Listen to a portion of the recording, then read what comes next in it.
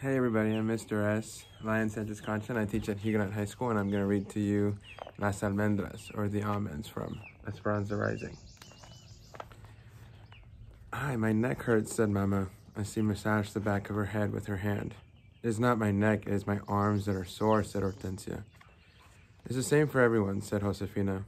When you first start in the sheds, the body refuses to bend, but in time, you will get used to the work. Everyone had come home that night tired with various aches and pains. They gathered in one cabin for dinner, so it was crowded and noisy. Josefina warmed a pot of beans, and Hortensia made fresh tortillas. Juan and Alfonso talked about the fields, while Miguel and Isabel played with the babies, making them squeal with laughter. Mama cooked arroz, and Esperanza was surprised that Mama knew just how to brown it first, in oil and onions and peppers. Esperanza chopped tomates for a salad, and hoped that no one would mention the sweeping.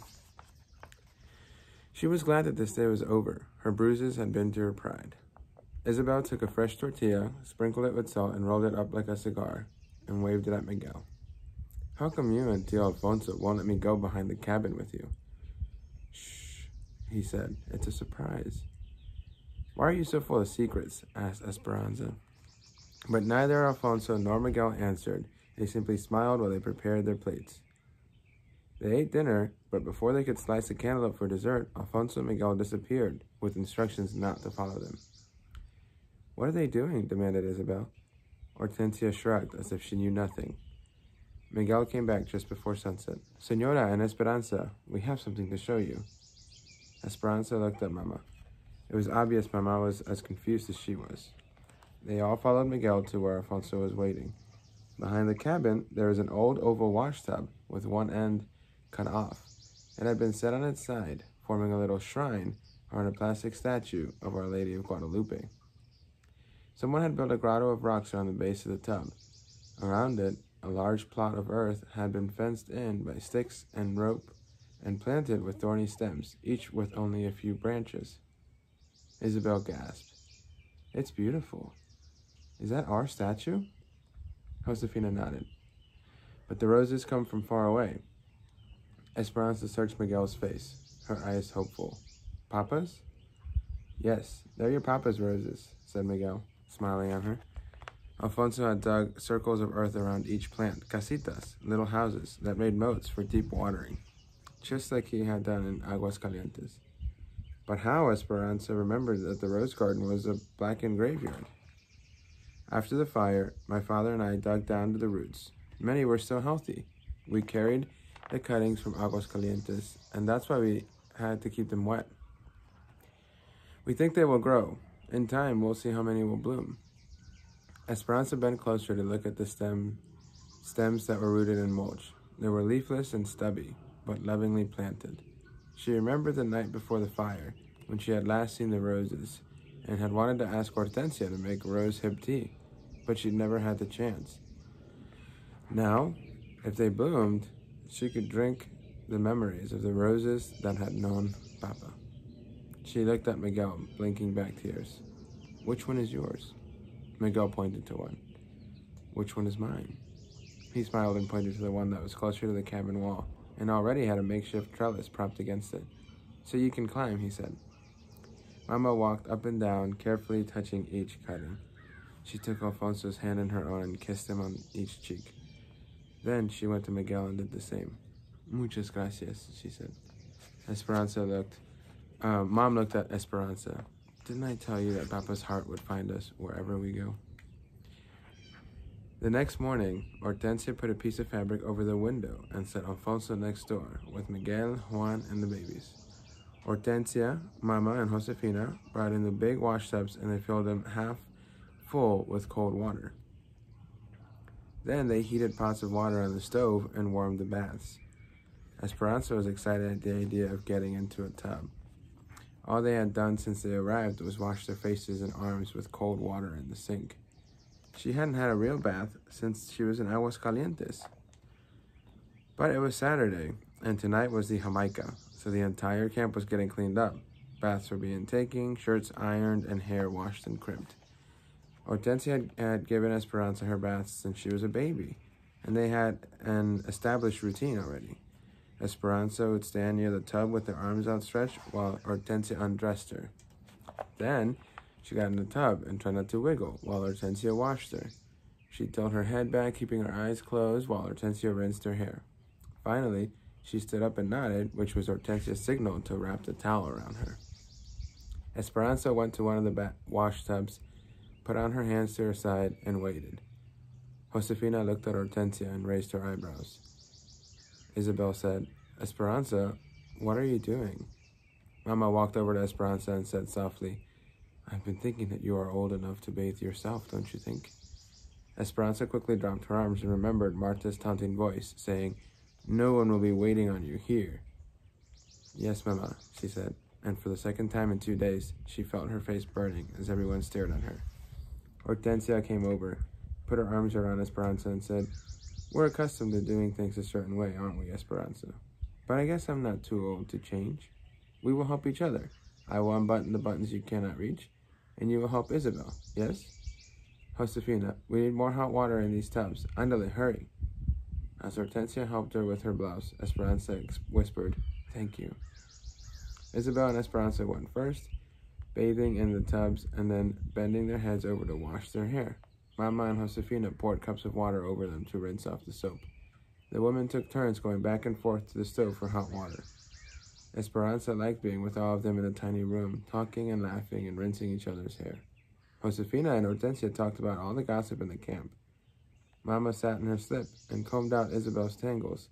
The women took their turns, and when Hortensia needed hot water, Esperanza rushed to get it before anyone else could.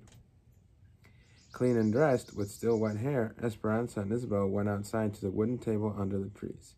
Josefina had given them a burlap bag of almonds that she wanted shelled.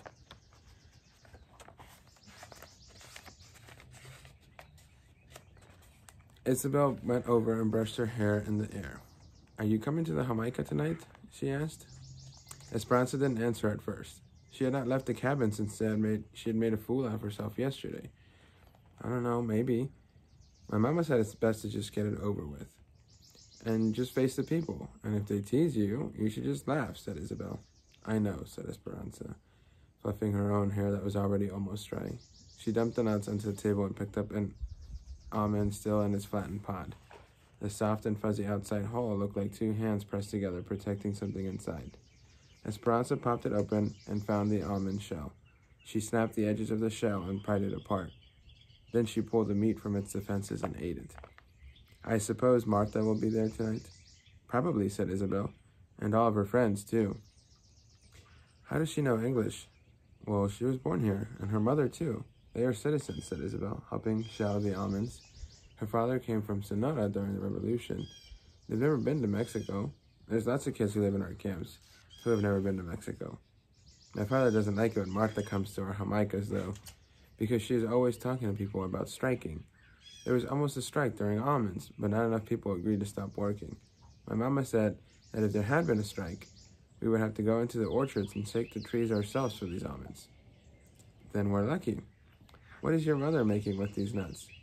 "Flan de almendra," said Isabel. "She will sell slices at the Jamaica tonight." Esperanza's mouth watered. Almond flan was one of her favorite sweets. "Then I've made my decision. I will come."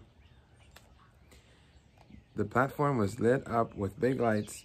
Men from the camp in starched and pressed shirts and cowboy hats sat in chairs, tuning their guitars and violins. Long rows of tables were covered in bright tablecloths where women sold tamales, desserts, and the specialty, agua de Jamaica, which is hibiscus flower water, a punch made with the red Mexican Jamaica bloom. There was bingo on wooden tables and a long line of chairs circling the dance areas for those who wanted to watch. That's where Mama and Hortensia sat, talking to other women. Esperanza stayed close to them, watching the crowd grow. "Where do all these people come from?" she asked. The other night, she had heard Juan say that about 200 people lived in their camp, but there were many more than that now. "These fiestas are popular. People come from other camps," said Josefina, "and from Bakersfield, too." When the music started, everyone crowded around the platform, clapping and singing. People started dancing in the area around the stage. Children ran everywhere, chasing and hiding. Men held young boys on their shoulders, and women swaddled their infants, all of them swaying to the sound of the small band. After a while, Esperanza left Mama and the others and wandered through the noisy crowd, thinking how strange it was that she could be in the middle of so many people and still feel so alone. She saw a group of girls who seemed about her age, but they were huddled together. More than anything, she wished that Marisol were here. Isabel found her and pulled on her hand. "Esperanza, come and see." Esperanza let herself be led through the crowd. Someone from town had brought a litter of kittens. A group of girls were crowded next to the cardboard box, cooing and cradling them. It was clear that Isabel desperately wanted one. Esperanza whispered to her, "I will go ask your mother." She wove back through the crowd and found Josefina, and then she agreed. Esperanza ran back to tell Isabel. But when she got there, a bigger crowd had gathered, and something else was going on. Marta and some of her friends stood in the bed of a truck that was parked nearby, each of them holding up one of the tiny kittens. "This is what we are," she yelled. "Small, meek animals. And this is how they treat us, because we don't speak up. If we don't ask for what is rightfully ours, we will never get it. This is how we want to live." She held the kitten by the back of the neck, waving it high in the air. It hung limp in front of the crowd. "With no decent home and at the mercy of those bigger than us, richer than us?" Isabel trembled, her eyes in a panic. "Will she drop it?" A man called out, "Maybe all the cat wants is to feed its family. Maybe it doesn't care what all the other cats are doing." "Señor, does it not bother you that some of your compadres live better than others?" yelled one of Martha's friends. "We are going to strike in 2 weeks, at the peak of the cotton, for higher wages and better housing." "We don't pick cotton on this farm," yelled another man from the camp. "What does it matter?" yelled Martha. "If we all stop working, if all the Mexicans are juntos, together," she made a fist and held it in the air, "then maybe it will help us all." He yelled back, "That is a chance we cannot take. We just want to work. That's why we came here. Get out of our camp." A cheer rose around him. People started shoving, and Esperanza grabbed Isabel's hand and pulled her aside. A young man jumped into the truck and started the engine. Martha and the others tossed the kittens into the field. Then they pulled some of their supporters into the back of the truck with them and raised their arms, chanting, "Huelga, huelga, strike, strike." "Why is she so angry?" asked Esperanza as she walked back to the cabin a few hours later, with Josefina, Isabel, and the babies, leaving the others to stay later. Isabel carried the soft, meowing orange kitten in her arms. She and her mother moved around to find work all over the state, said Josefina. They work wherever there is something to be harvested. Those camps, the migrant camps, are the worst. "Like when we were in El Centro," said Isabel. "Worse," said Josefina. "Our camp is a company camp, and people who work here don't leave. Some live here for many years. That is why we came to this country, to work, to take care of our families, to become citizens. We are lucky because our camp is better than most. There are many of us who don't want to get involved in the strike because we can't afford to lose our jobs, and we're accustomed to how things are done in our little community." "They want to strike for better houses?" asked Esperanza. "That and more money for those who pick cotton," said Josefina. "They only get 7 cents a pound for picking cotton. They want 10 cents a pound. Seems like a small price to pay, but in the past the growers said no. People are coming to the valley to look for work, especially from places like Oklahoma, where there's little work, little rain, and little hope. If the Mexicans strike, the big farms will simply hire others, and then what do we do?" Esperanza wondered what would happen if Mama didn't have a job. Would they have to go back to Mexico? Josefina put the babies to bed. Then she kissed Isabel and Esperanza on their foreheads and sent them next door. Isabel and Esperanza laid in their beds, listening to the music and bursts of laughter in the background. The kitten, after drinking a bowl of milk, curled up in Isabel's arms. Esperanza tried to imagine conditions that were more shabby than this room, that was covered in newspapers to keep out the wind. Could things possibly be worse? Sleepily, Isabel said, "Did you have parties in Mexico?" "Yeah," whispered Esperanza, keeping her promise to tell Isabel about her old life. "Big parties. Once my mama hosted a party for 100 people. The table was set with lace tablecloths, crystal china, and silver candelabras. The servants cooked for a week. Esperanza continued, reliving the extravagant moment, but was relieved when she noticed that Isabel was asleep. For some reason, after hearing about Marta and her family, she felt guilty talking about the richness of her life in Aguascalientes. Esperanza was still awake when Mama came to bed later. A stream of light from the other room allowed just enough brightness for her to watch Mama unbraid her hair and brush it out. "Did you like the party?" Mama whispered. "I miss my friends," said Esperanza. "I know it is hard. Do you know what I miss? I miss my dresses." "Mama," Esperanza said, laughing that Mama would admit such a thing to her. "Shh," said Mama. "You will wake Isabel." "I miss my dresses too, but we don't seem to need them here." "That is true, Esperanza. Do you know what? Do you know that I am so proud of you for all that you are learning?" Esperanza snuggled close to her. Mama continued, "Tomorrow we're going to a church in Bakersfield. After church, we are going to una tienda called Cholitas. Josefina said she sells every type of sweet roll and Mexican candy." They were quiet, listening to Isabel's breathing. "In church, what will you pray for, Esperanza?" asked Mama.